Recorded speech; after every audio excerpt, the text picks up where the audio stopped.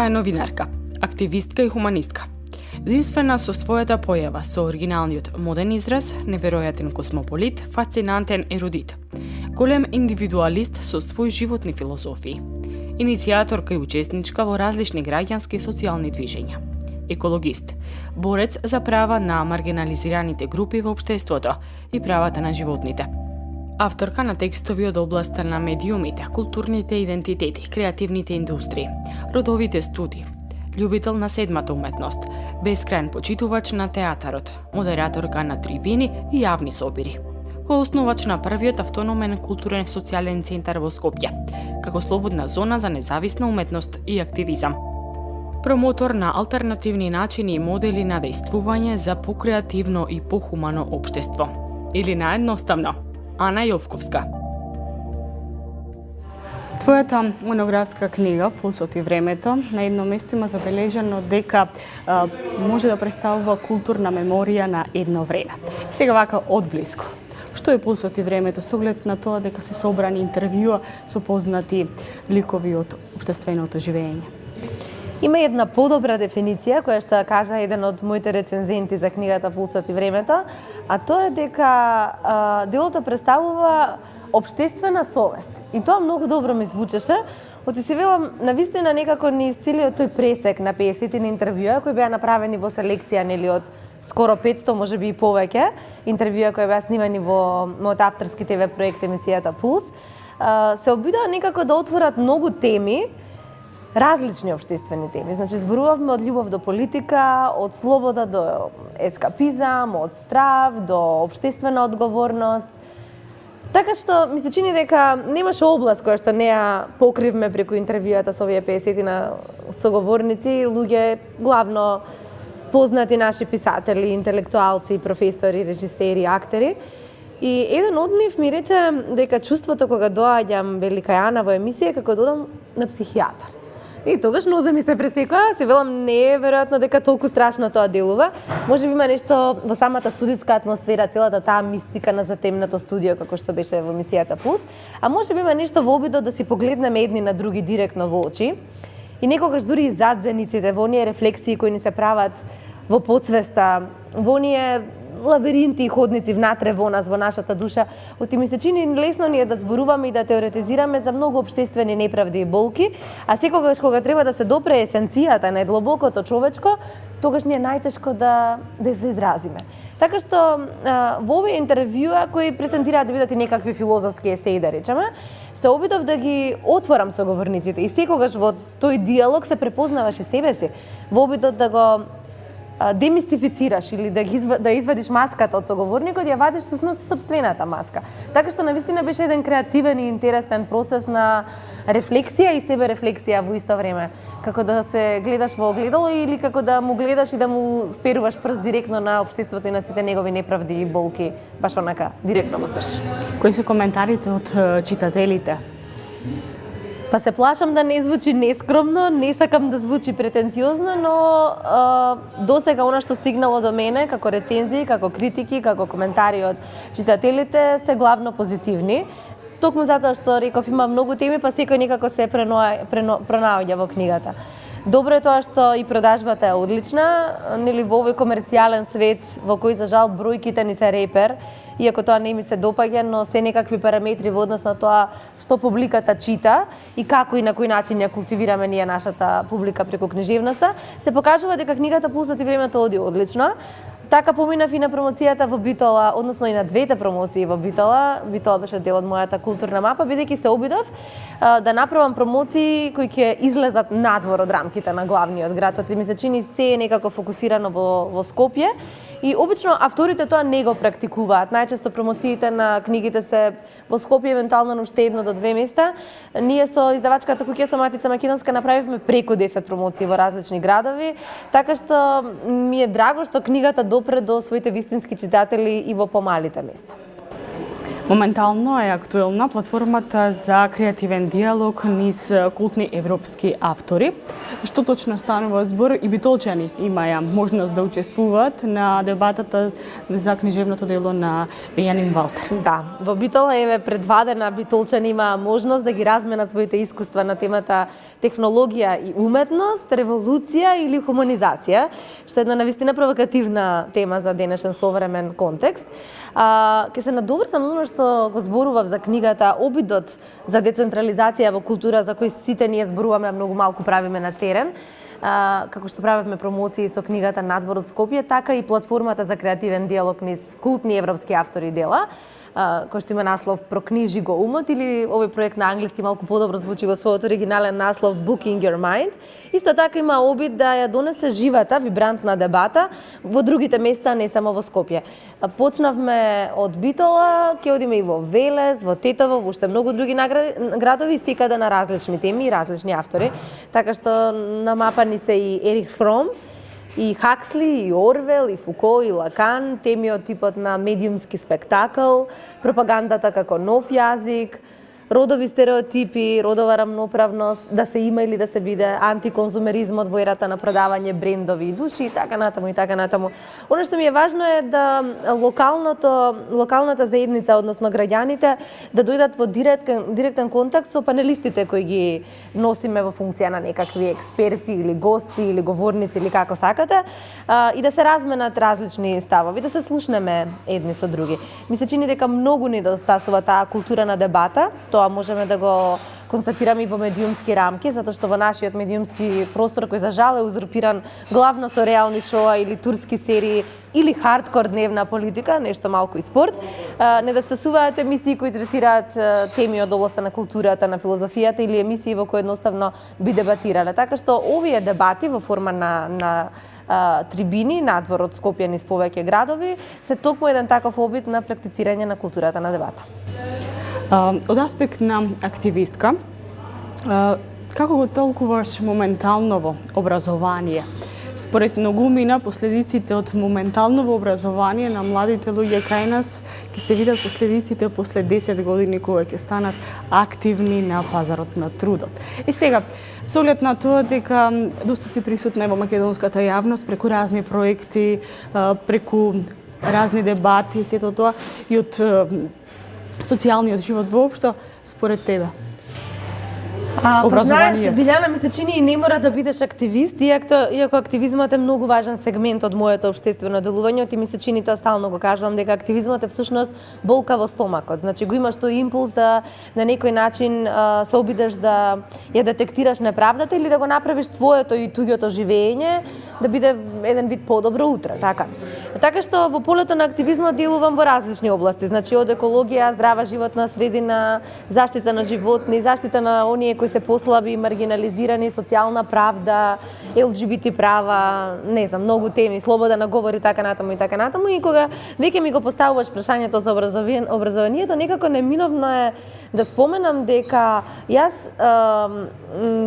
сум прилично разочарана од официјалниот образовен систем кај нас, иако бев дел од него, нели, преку студиите на новинарство и преку постдипломските студии и така натаму, но гледам како поминува време, дека новите генерации се повеќе стануваат, да речеме, како велам, револуционерината статура, односно некако се силни на зборови пред компјутерот во своите виртуелни заедници, а кога тој интелектуален ангажман или тој академски бекграунд кој треба да го понесат со себе, нели, од своите образовни институции од кои излегле и да го покажат на терен, тука ми се чини дека се прилично, дека сме, не сакам да се извадам из себе си од тој контекст, прилично пасивни и прилично апатични. Во нашето образование не негуваме култура на љубопитство и култура на редефинирање и прашување. Знаете, децата кога се мали уште во градинка или во школа, на почеток не ги потикнуваат да поставуваат прашања, да се спротивставуваат, например. Најчесто се тоа, нели, научи си го на напамет како треба и терај само колку да добиеш оценка или да го заокружиш она што треба да го заокружиш. Затоа мислам дека е многу важно и неформалното образование, значи како еден паралелен процес се разбира. од моментот кога ќе ги заврши човек студиите, не застанувај тука, едноставно развивај го тој љубопитен дух. Јас барем сакам да истражувам и некако така се поставувам и во однос на сите мои работни ангажмани. Се обидувам тие да ми бидат во исто време и некаква школа животна и се обидувам постојано да поминувам низ тие однови и однови процеси на едукација. Баш човек учи додека е жив, токму така. И често ја кажувам таа дефиниција на Грамши на органски и на салонски интелектуалци. Иако интелектуализмот сам по себе многу пати звучи елитистички, не го сакам како фраза. Еден гостин во емисија, еден професор кој ми гостуваше, еднаш ми рече: "Дали знаеш што е разликата меѓу интелектуалците и хулахопките?" Велам: "Што?"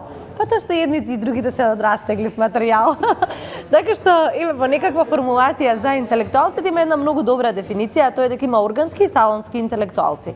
Би сакала повеќе да имаме органски интелектуалци, од овие салонскиве се некако зачмаени во своите комфортни позиции, без разлика дали се тоа позициите на академијата или позициите на своите работни места, некакви високи шефовски позиции, каде што проблемите се решаваат од денес за утре со еден вертикален однос на доминација, што мене не ми се допаѓа, што сметам дека е многу немотивирачки за заедницата. И сметам дека органските интелектуалци се оние кои се наоѓаат и на терен, кои постојано поставуваат прашања, отвораат проблеми, како да кажам, се залагаат за тоа проблемско критичко размислување кое на некој начин го носи прогресот. Како беше тоа, дека прогресот доаѓа и од бунтовниците, од оние кои секогаш имаат да кажат нешто, се разбира, не се тоа бунтовници без причина како во оној убав филм со Джеймс Дин, туку се тоа луѓе кои едноставно имаат потреба да отвараат прашања на различни теми кои сите нас не засегаат и не болат. И токму таквите органски интелектуалци се на терен, подриваат, грицкаат, редефинираат и прашуваат. Кога ќе се спомене образование, тука некако се поврзува и писменост. Најчесто кај нас во нашето општество имаат и исто значење образование, писменост, но сега, нели, по најновите образовни стандарди сето тоа имаме и критичка писменост.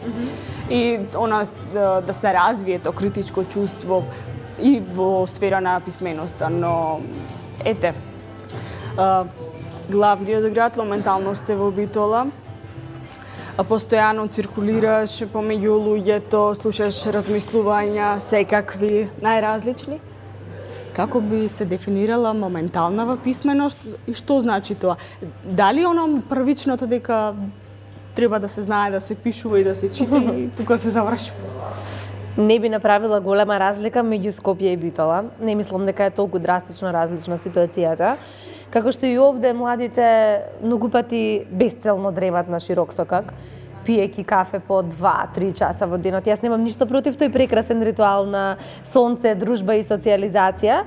Меѓутоа, ако тоа ви е единствениот фокус во денот, единствената активност, тогаш имате проблем, не? Така и во Скопје. Многу слично. Полни кафулиња, полни дискотеки, цвета ноќниот живот. А кога се во прашање културни настани, кога се во прашање дискусии, тогаш одредена или би рекла иста слична публика циркулира на сите тие промоции, изложби, концерти и така натаму. Тука сметам дека треба да се лоцираат и виновниците, а меѓу другото тоа се и медиумите, затоа што го спомнавме образованието, тоа е еден од столбовите во општеството. Многу важен столб во денешното технолошко современо живење е токму позицијата на медиумите. Тие денеска најмногу ги култивираат нашите потреби, нашите навики. Ако се земе во предвид истражувањето дека во Македонија се уште инаку најдоминантен медиум е телевизијата, а статистиките покажуваат дека просечен македонски гледач поминува 5 до 6 часа пред својот телевизор, нешто слично како што е во Америка, па дури и во Британија се тука некаде бројките. Тоа кажува дека голем процент од своето време во денот вие ги примате информациите, вибрацијата, начинот на однесување и примерите преку вашиот светлечки ТВ екран. Како ќе се воспитуваат овие нови генерации, како што велам, само со турски серии, со такви површни, лесни, забавни содржини кои на некој начин треба да ни го исполираат мозокот, не знам, веројатно резултатите ќе се видат и подоцна. Погледнете само како изгледа, да речеме, националната телевизија на Хрватска. таму како јавен сервис ги имате сите задолжителни потребни програми од научна, едукативна и така натаму. Често кога сум дискутирала и професионално и приватно со пријатели од овој телевизиски бизнис, да речеме од медиумската фила, велам па добро, ајде тогаш да пуштаме порно филм во 7 навечер и да видиме дали нема да бидат рейтинзите највисоки и бројките и пиковите на гледаност додат нагоре. Но тоа не е начин, така. Треба да сме свесни дека она што го пласираме на публиката, тоа утре публиката нас ќе ни го даде како одговор. Ако цел време рекламирате турбо фолк концерти, не можете да очекувате дека ќе донесете некоја джез пејачка во Битола или во Скопје сеедно, или некој класичен музичар и дека филхармонијата ќе биде полна и така натаму. Така што сметам дека освен конкретно за битолската сцена, освен за одредени фестивали кои си имаат традиција, како што е на пример Манаки, па тој има своја публика, немам чувство дека расте публиката во однос на уметничките и културните потреби. Така што тука дефинитивно потврлувам и тука и медиумите ги наоѓам за големи виновници. Деновиве по социјалните мрежи компарација на моменталново општество е наречено турбофолк, со оглед на тоа да се надоврзиме и на медиумската трпеза на некој начин. И сега, бидејќи доменот на твојата работа, јас повеќе го гледам во културата и уметноста, проблемот е сега каде завршува кичот кај нас, на нашата македонската културна сцена, а каде започнува уметност? Не завршува кај нас кичот, ми се чини. Тој е дали има јасни граници? Јас имам чувство дека кичот е инволвиран во секоја пора на македонското општество. Кичот е за жал неопходен во секое општество и тој го има во сите епохи, во сите временски периоди и ни сите уметности се провлекува, нели? Се репродуцира на некој начин. Прашањето е што е на другото што имаме да го понудиме? Дали современата уметност дава соодветен одговор? Дали ни се полни музеите кога имаме отварање на некаква изложба? На кој начин дебатираме кога треба да се слушнеме едни со други и така натаму? Така што мислам дека и модата, ако сакате да анализираме, мислам, навистина ми е жално кога ќе прошетам во сабота наутро во Скопје или во Битола, овде често сум гостинка во Битола, што професионално, што приватно, и кога ќе прошетам и кога ќе видам дека млади девојчиња приоритетот во денот за викендот им е да ги облечат своите високи подпетици од по 10 до 20 сантими, на кои просто е неприродно човек да се движи. Разбирам, значи, нели, код на облекување, на однесување во одредени прилики. Меѓутоа, вие не можете да го почнете саботното утро со штикли од 20 сантими и фул мејкап шминка како за пред јавен настан. Така што тоа е исто дел од таа турбофолк или кич култура, кога приоритет ни станува лакирањето на ноктите наместо да тркнете до библиотека или до книжара. Библиотека намерно спомнав бидејќи знам дека во Битола недостасуваат книжарници, дека за жал се затворија како посебни, нели, специфични простори, зборам, книжарници.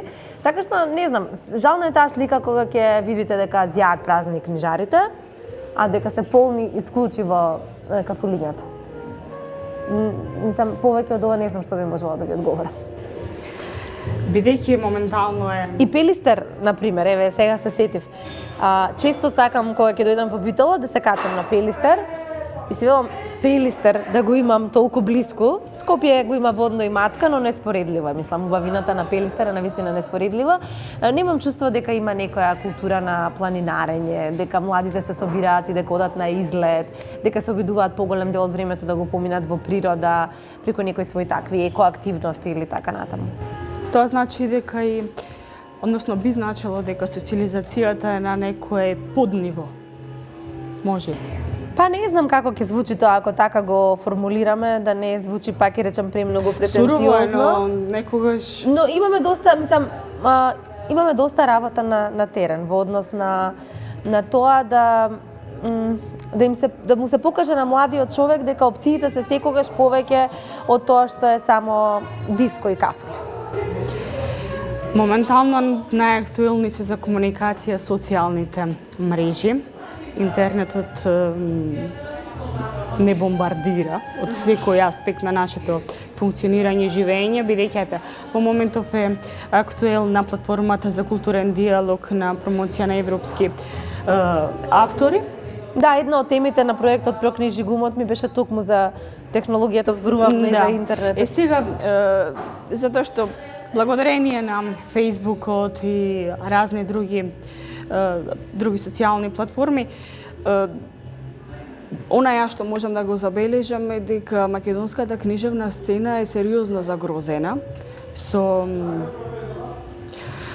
интересни ракописи во секој случај кои според мене го силуваат македонскиот јазик. Не се чувствувам многу компетентна да давам прецизни критики за книжевната сцена, но сметам дека тука мора да се спомени и недостатокот на книжевна критика. Мислам, кај нас веќе подолго време тоа е веќе друго прашање, да. И критика од секој може нас. Секако вид на критика недостига, и филмска, и театарска, секако вид на ликовна и така натаму. Така што, еве јас конкретно сега се сетив ова да го споделам, бев една година во жири на фестивалот Синадес во Скопје, филмскиот фестивал, и бев дел од жирито за филмска критика.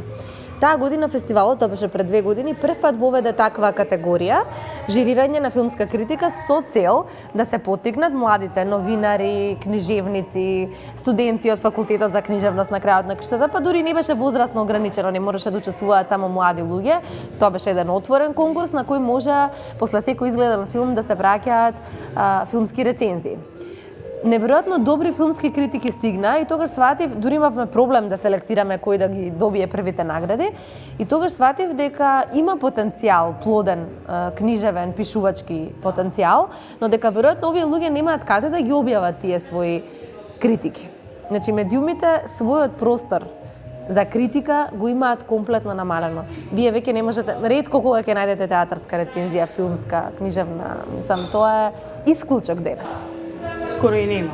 Скоро и да нема, да. А прашањето да го почнавте од интернетот и не знам, можеби сакавте да направите паралела во однос на тоа дали интернетот ги заменува просторите за критика, дали таму се префрла нашата енергија или дали што ви беше конкретно прашањето? Конкретно се наисува на тоа дека се повеќе имаме книжевна хиперпродукција, ето, од новинарски аспект.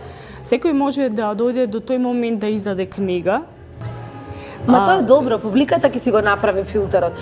Добро е човек да има избор и да, нека може секој да издаде книга. Прашањето е дали и кој ќе ја купи таа книга. Секој може денес и на интернет да ги напише, да ги постира своите песни. Еве сега последниве години сме свесни дека изнедрија, како да кажам, многу млади, условно кажано, поети кои го наоѓаат интернетот како простор на кој ќе можат да се изразат себе си. Ми се чини дека филтерот е во секој од нас и веднаш гледаш што ти се допаѓа, што е квалитетно, што не е квалитетно. Јас во однос на злоупотребата на технологијата, ти придобивките сите ги знаеме и тука често ја цитирам она мисла на Пол Вилирио кој вели да не постоеше бродот, немаше да постои ни бродоломот, така што да не постоеше технологијата, немаше ни да може да зборуваме за незините нус ефекти. Велам, предностите сите ги знаеме. Но она што го гледам како некаков негативен контекст или некаква негативна последица од хиперпродукцијата на информациите на интернетот, тоа е што прави некаков привид дека учествуваме во се, дека сме запознаени со се, добиваме многу информации во денот, бомбардирани сме од сите страни, а во суштина не превземаме ништо, остануваме пасивни во своите позиции пред компјутерот. Коментирајќи на интернет, да, вршиме некакво влијание, се обидуваме да го смениме светот, но светот не се менува само преку безбедното коментирање кога си од оваа страна на екранот пред компјутер. Светот се менува кога ќе излезете во своето мало и кога ќе видите некоја стара бабичка на која што е потребно да ја помогнете да ги пренесе своите торби до дома, или кога ќе видите некој од граѓаните кои спаѓаат во категоријата на маргинализирани граѓани, ќе се обидете да му најдете на тој човек што проси на улица, да речеме, работа, или да пробате да се распрашате како може тој да се инфилтрира во општеството, како да му го вратите еланот или ентузијазмот за животот. Така што минувањето или општественото делување сметам дека е многу пошироко од она интернет замајување, би рекла. И тука ќе се надоврзам со прашањето како, ете, конкретно младиот човек, тоа што сега од позиција на возрастен човек, на човек кој што веќе има направено кариера и знае како во животот, барем јас така сметам, Каде да се пронајде таа мотивација за правилно да се делува? Треба да се гледа, прво треба да се живее будно, веројатно, и да се гледа со отворени очи. Опции секогаш има. Оние луѓе кои често велат, ама знаете, нели се случува, ете во Скопје ништо не се случува во Битола, предвадена имаа можност да дојдат на трибината која организира во рамки на проектот Прокнижи гумав, да речеме. Така што тука се прават некакви вмрежувања. Неверојатно како откако заврши трибината, дел од луѓето кои немаа храброст да се вклучат во директна комуникација со панелистите, потоа кога седнавме во едно убаво битолско место, пошто јас ги поканив сите што се заинтересирани, како почнаа да разговараат со професорот Джапаровски, со Билјана Тануровска-Кјулавковска, да им поставуваат прашања, да разменуваат идеи, не знам, за книги, за филозофија, одредени правци и така натаму. Така што секој еден настан може да биде потенцијал за градење на некаква мрежа. Токму така. Да, сметам дека опциите треба да ги видиме, треба да ги побараме понекогаш на крајот на криштата. Во секој случај треба и активност од самата личност.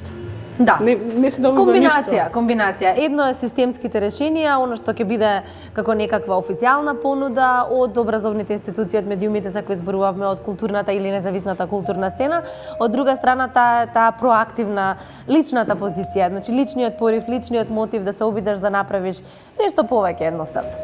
Претходно го споменам терминот интелектуалец и со оглед на циркулирањето во општество, во кај нас, релација, моментално јас од битолска позиција го зборувам тоа,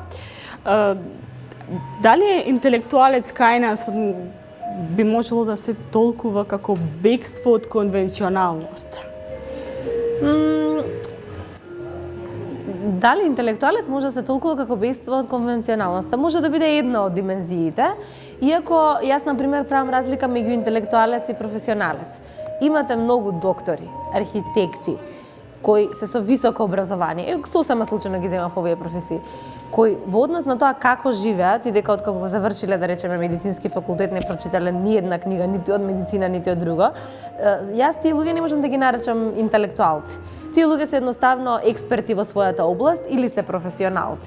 За мене интелектуалците подразбираат, има една убава дефиниција на Едвард Саид, кој вели дека позицијата на интелектуалецот подразбира да постојано работи за да им помага на оние кои се помалку застапени во општеството, оние односно кои што се послаби и кои што се чисто глас е стишен или е во некое ќоше маргинализиран. Сметам дека луѓето кои се дојдени на таква позиција треба да делуваат секогаш во контекст на тоа да помогнат на послабите. Дали се тоа социјално загрозени категории на граѓани, дали се не знам каков тип на потреби за помош. Така што мислам дека интелектуалното делување во мојата лична дефиниција има малце поширок контекст и тоа не се однесува само на високото образование, на завршените студии и на таа една елитистичка претенциозност што многу пати интелектуалците ја носат со себе. И сега, за мене еден работник може да биде многу поголем од интелектуалец, од некој професор, да речем. Секогаш постои простор за тоа. Според модните правила, едноставното е секогаш модерно, а паметното? Па тоа е веројатно некаква комбинација. Иако јас модните правила многу сакам да ги кршам, не знам, барем мислам дека дури во оние најадолесцентски фази кога е човек фасциниран од естетското, од модата, никогаш не сум била слеп поклонник на модата, уште помалку на брендовите или на трендот. Сметам дека стилот е многу поважен од модните трендови, а стилот не подразбира само надворешна појавност. Тој подразбира и начин на однесување, начин на зборување, експресија, така што малку покомплексно некако го гледам тоа. Инаку да, во право сте ова дека едноставноста е најчистата форма. Иако за да дојде човек до неа, веројатно треба да помине многу слоеви, да стави многу перија на себе, за на крај да може да стигне до есенцијата. Предпоставувам. Пред студентите од правниот факултет државте предавање на тема феминизам. Да, темата беше формулирана, насловот кој го ставив на предавањето е Родов гейминг за еднакви права. со поднаслов "Родови стереотипи во борбата за еманципација на жената и во превенција на семејното насилство". Така што ова предавање, што ми е многу драго што ме покани од Правниот факултет во Битола да го одржам пред нивните студенти, обработи повеќе теми, значи почнувајќи од родовите студии, феминизмот, од родовите стереотипи до тоа каква е медиумската репрезентација на жената во однос на економската независност на жената, жените како политички субјекти, нивното општествено делување, преку жените во уметноста, па се до јазикот и дискриминацијата и најопасната потенцијална каписла, да речеме, а тоа е родово базираното насилство и семејното насилство. Значи, и она што се подразбира како насилство на јавни простори, колку жените се чувствуваат безбедни, и семејното насилство, кој што многу пати е проблем, кој е затворен во 4 зида и останува некаде бутнат по чергиче или дома во собствениот шкаф, а е многу сериозен проблем, не само во Македонија, туку еден глобален проблем за кој се прават постојано кампањи во однос на едуцирање и превенција од семејно насилство. И сега, бидејќи ова е последно прашање. И ова само сакам да ви додадам во однос на тоа предавање, ми влеа многу надеж самиот повик да одржам предавање, затоа што си реков да, има професори кои се обидуваат на своите студенти да им обезбедат вон програмски активности што се многу значени, значи надвор од оние сувопарни, да речеме, матрици на класично образование. Значи, донесете им на студентите и некаква дополнителна вредност и содржина и поттикнете ги да поставуваат прашања, да размислуваат и да отвораат хоризонти. Оно што е интересно, во последниот период е доста актуелно родовата еднаквост, но се уште македонскиот правопис не ги наоѓа термините новинарка, директорка. Да. Така е, за жал. Веќе новите струења и новиот начин на функционирање во општеството има потреба сето тоа. Новинарка. Писателка. Да, јас инсистирам секаде да ме подпишуваат како новинарка, авторка во женски род, но тоа е особено изразено во некои повисоки функции, кога жените се на раководни позиции.